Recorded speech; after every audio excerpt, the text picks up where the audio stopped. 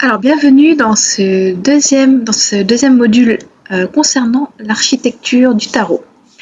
Donc avant d'entrer concrètement dans la méthode de lecture que je vais vous proposer, nous allons rappeler la structure d'un jeu de tarot, avec pour exemple le tarot de Marseille. Il est intéressant d'essayer de comprendre comment un jeu de tarot est composé, et notamment comment il est articulé autour du chiffre 3, ou du nombre 3. Nous pouvons en effet observer trois groupes distincts dans le tarot. Nous avons le groupe 1 qui concerne les 4 séries des couleurs.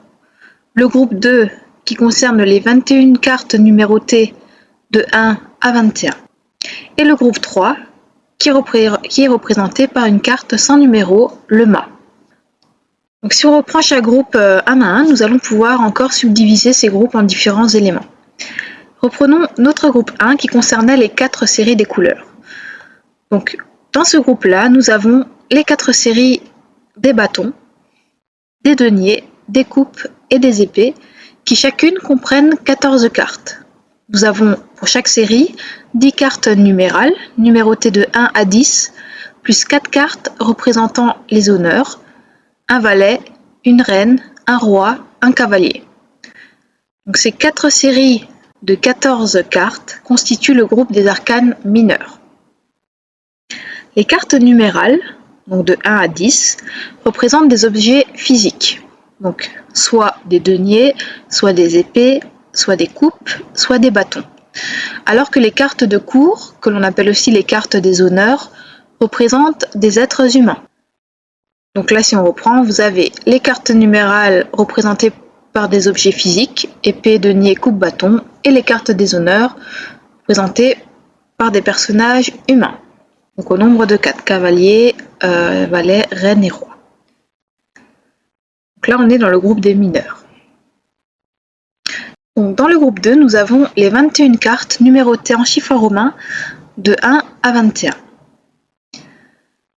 Et enfin, dans le groupe 3, nous avons une carte, on dit que c'est un groupe, c'est pas vraiment un groupe, mais on va considérer ça comme le troisième groupe. Nous avons une carte qui n'a pas de numéro et qui s'intitule le mât.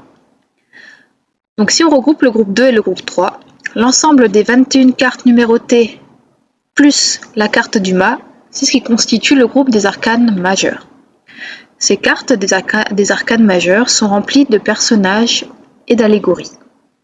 Donc si on synthétise tout ça, dans le tarot, les cartes numérales représentent des objets, un monde qui pourrait donc être apparenté à un monde physique, et les cartes des honneurs représentent des personnages qui constituent donc un monde humain. Donc si on peut regarder les cartes, c'est un monde plutôt noble, mais c'est un monde qu'on peut considérer comme humain. On peut donc dire que les arcanes mineurs sont reliés au monde humain et terrestre. Maintenant, si on regarde les cartes des arcanes majeures, elles vont être remplies de créatures surhumaines, humaines, de mystères également.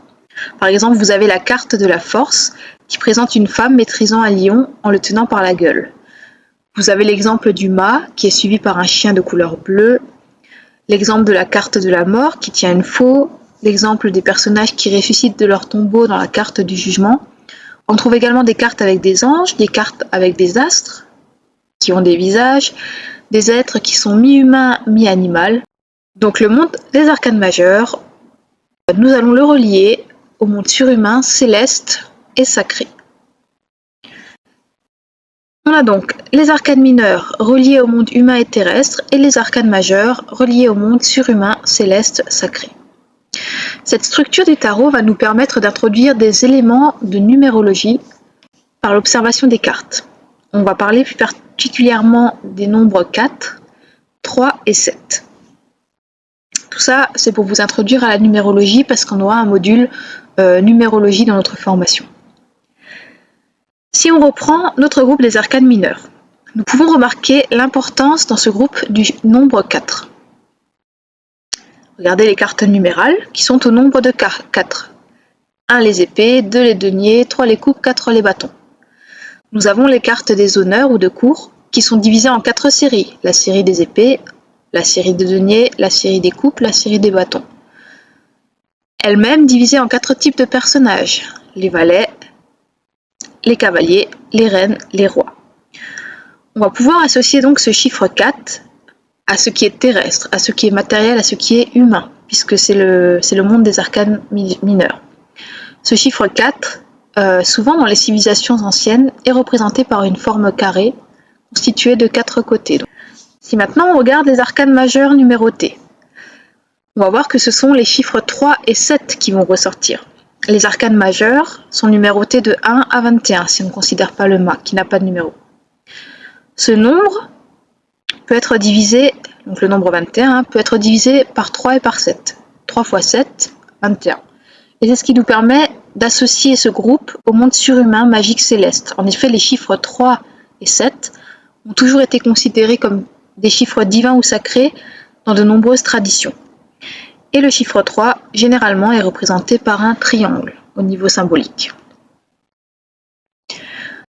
Je vous ai montré une certaine structure du tarot. Sachez que ce n'est pas la seule façon d'organiser les cartes du tarot, et nous aurons l'occasion de voir d'autres types de numérologie au cours de cette formation. J'ai pris le parti de vous présenter cette disposition de cartes parce qu'elle permet d'illustrer les méthodes et les codes que je vais définir dans les modules suivants. Nous allons donc placer les arcanes majeures en 3 rangées de 7 cartes dans l'ordre de leur numéro. Le mât, lui, n'a pas de numéro. Il a un statut spécial, on va dire. La carte du mât ne semble pas vraiment faire partie des arcanes majeures, ou en tout cas elle a quelque chose à part. C'est un peu comme une carte joker que nous pourrions placer en dehors du diagramme en dehors du diagramme des 21 cartes majeures, à l'intérieur de celui-ci ou à l'extérieur. Cette carte du mât, c'est comme un initié qui parcourrait son voyage à travers les 21 cartes majeures en quête de réponses, en quête d'expérience, qui vont lui permettre d'évoluer sur son chemin. C'est comme ça que moi je considère cette carte-là. Si on observe les arcanes majeures, nous allons pouvoir voir que certains présentent des hommes, d'autres présentent des femmes. Certains personnages vont être assis, d'autres vont être debout.